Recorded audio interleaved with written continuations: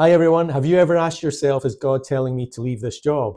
For Christians in business, this question is more spiritual than we often admit, because leaving too early can be disobedience, and staying too long can be fear disguised as faith. Stay with me, because by the end of this video, I'll give you a self-audit, questions you can take directly to God to discern His will from an honest heart and not from guilt or a need to escape.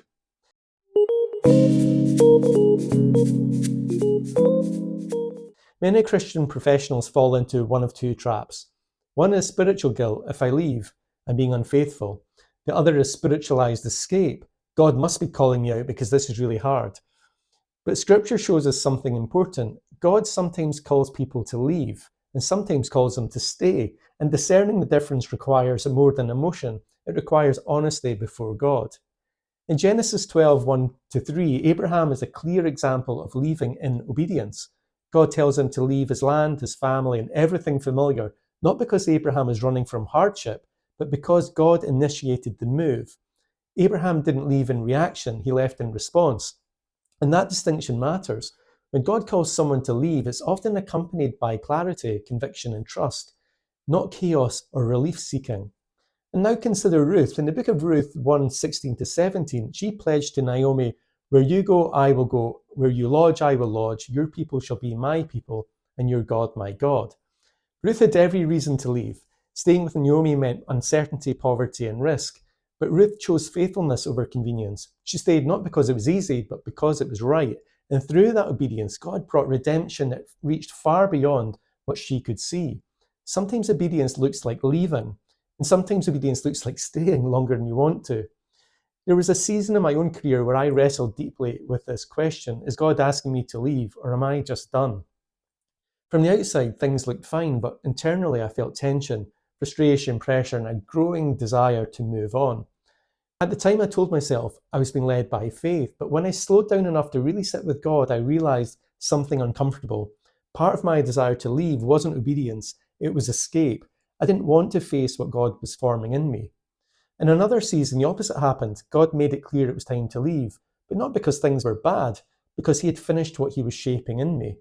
Those seasons taught me this: discerning God's will is less about changing environments and more about examining the heart. For Christians in business, discernment is complicated. It's complicated by pressure. You're trained to move fast, you're rewarded for decisiveness, and you're surrounded by outcomes and incentives. That makes it very easy to confuse burnout with calling or frustration with direction, which is why discernment must begin internally before it ever becomes a decision. Here are questions I encourage every Christian business leader to bring before God slowly and honestly. Am I wanting to leave because I'm being refined, or because I'm avoiding discomfort?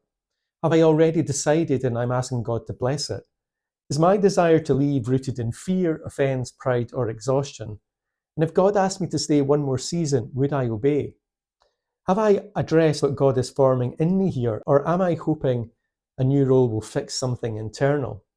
Am I being led by peace or by relief? Have I sought wise, godly counsel, or only voices that will agree with me? Would staying cost me obedience, or would leaving cost me faithfulness? See, these questions don't condemn, they bring clarity. So how do you know if it's time to leave your job? You don't start by asking, what do I want? You start by asking, Lord, what are you forming in me? And what are you asking of me right now? Sometimes God says go, and sometimes He says stay, and sometimes He says wait, and I'm sure we've all had that one. Faith-driven leadership isn't about making the easiest move, it's about making the faithful one every single time. If you're a Christian navigating leadership and calling in business, consider subscribing.